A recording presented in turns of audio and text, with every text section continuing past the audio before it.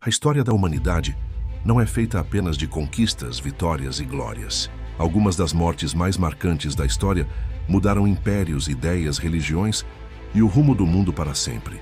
Hoje você vai conhecer as 3 mortes mais épicas da história.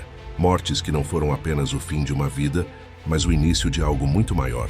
E a primeira delas é talvez a mais simbólica de todas. Na Grécia Antiga, em Atenas, berço da democracia, um homem foi condenado não por crimes comuns, mas por pensar diferente. Sócrates era um filósofo. Ele não escrevia livros, não liderava exércitos e não buscava poder político. Sua maior arma era a palavra. Ele ensinava seus alunos a questionar tudo: os deuses, o governo, as leis e até a própria moral da sociedade. Isso o tornou perigoso. Acusado de corromper os jovens e desrespeitar os deuses da cidade, Sócrates foi levado a julgamento. A sentença foi clara: morte por envenenamento. Seus discípulos organizaram tudo para que ele fugisse. Atenas estava pronta para ajudá-lo a escapar, mas Sócrates recusou. Para ele, fugir seria negar tudo aquilo que ensinou durante a vida inteira. Se as leis da cidade o condenaram, ele aceitaria a condenação. Diante de seus alunos, com absoluta calma, Sócrates bebeu a cicuta. Enquanto o veneno se espalhava pelo corpo, ele continuou falando sobre filosofia, sobre a alma e sobre a morte. Minutos depois, caiu sem vida. Ele não morreu gritando, morreu argumentando. Mas se essa morte foi simbólica, a próxima foi sangrenta e mudou o destino de um império inteiro. Júlio César não era apenas um homem. Ele era Roma.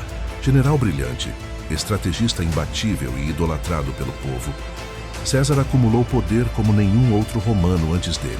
Para muitos, ele era um herói. Para a elite do Senado, ele era uma ameaça.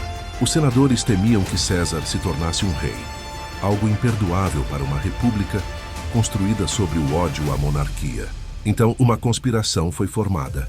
Entre os traidores estava Marco Júnior Bruto, alguém que César considerava quase como um filho. No dia 15 de março, os famosos Idos de Março, Júlio César entrou no Senado sem saber que estava caminhando para a morte. Cercado por senadores, ele foi atacado. Facadas vieram de todos os lados. César tentou resistir, mas ao reconhecer Bruto entre os assassinos, ele parou de lutar. Segundo os relatos históricos, suas últimas palavras foram: "Até tu, Brutus, coberto de sangue." Júlio César caiu aos pés da estátua de Pompeu, seu antigo rival. Os conspiradores acreditavam que haviam salvado a República, mas estavam errados. A morte de César não trouxe liberdade. Ela abriu caminho para o Império Romano, governado por imperadores ainda mais poderosos.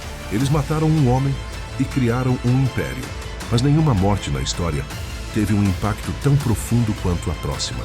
Em uma pequena província do Império Romano, um carpinteiro da Galileia começou a atrair multidões. Jesus de Nazaré não tinha exército, não tinha riqueza e não ocupava nenhum cargo político.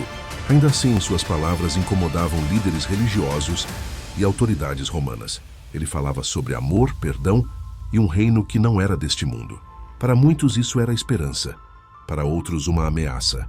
Traído por um de seus próprios discípulos, Jesus foi preso, julgado às pressas e condenado à crucificação, uma das punições mais cruéis já criadas. A crucificação não era apenas uma execução, era uma humilhação pública.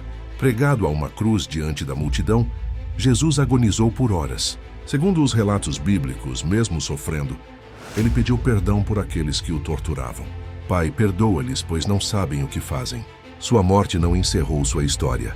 Ela deu origem a uma religião que moldou culturas, leis, guerras e valores por mais de 2000 anos.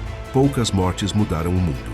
Essa dividiu a história em antes e depois. Essas não foram apenas mortes, foram pontos de virada da humanidade.